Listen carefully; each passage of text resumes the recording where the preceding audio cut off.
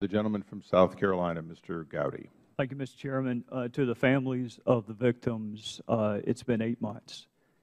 And I know that there are those who have said that's a long time ago.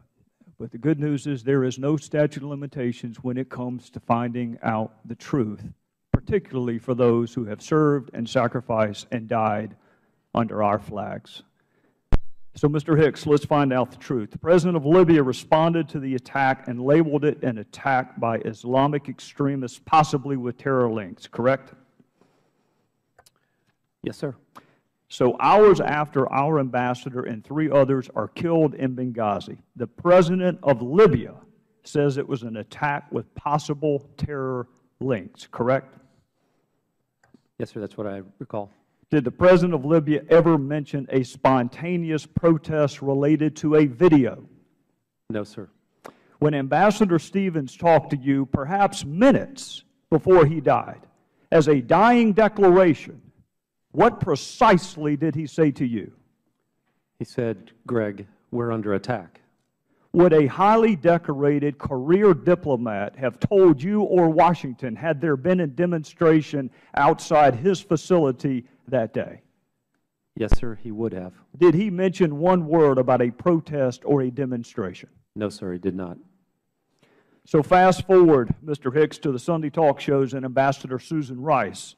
She blamed this attack on a video. In fact, she did it 5 different times. What was your reaction to that?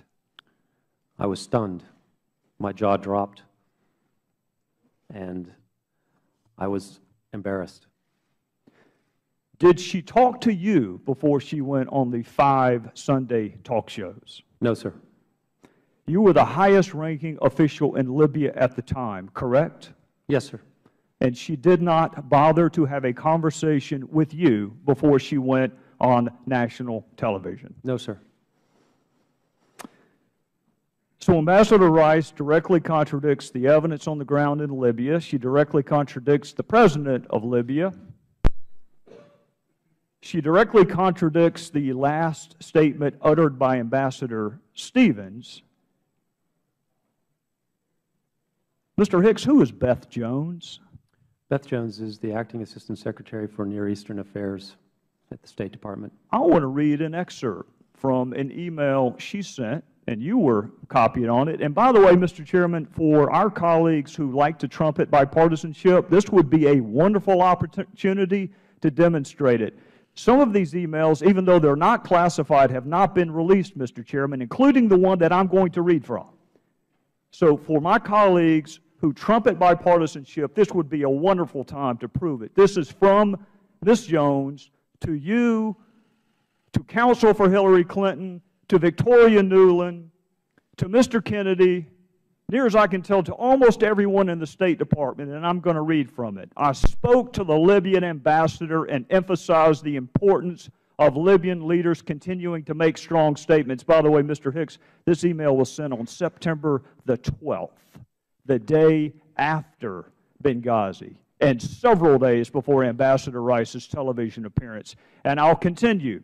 When he said his government suspected that former Gaddafi regime elements carried out the attacks, I told him that the group that conducted the attacks, Ansar al-Sharia, is affiliated with Islamic terrorists.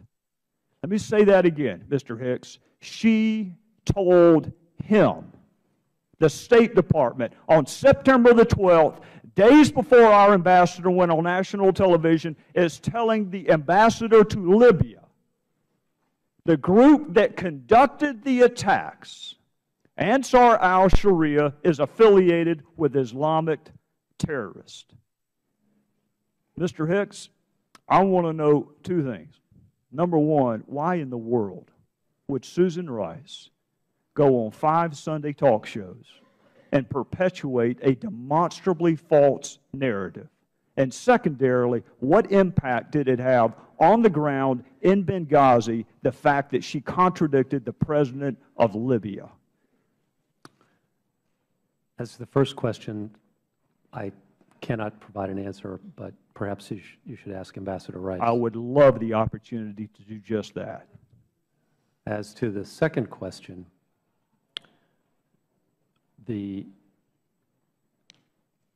at the time we were trying to get the FBI to Benghazi to begin its investigation. And that talk show actually provided an opportunity to make that happen. Afterwards, we encountered bureaucratic resistance for a long period from the Libyans. The Libyan government at this time is not very deep. President, Prime Minister, Deputy Prime Ministers, ministers, all capable people, some vice ministers as well. And it took us an additional my math's not very fast these days, maybe 18 days to get the FBI team to Benghazi. So the crime scene was unsecured for 18 days. Yes, sir. Witnesses were not interviewed. Would the gentleman would please finish up? We're going to try and move along. Yes, I will move on. We will finish this if there is a second round. Thank you, Mr. Hicks. Thank you. For all individuals, to the extent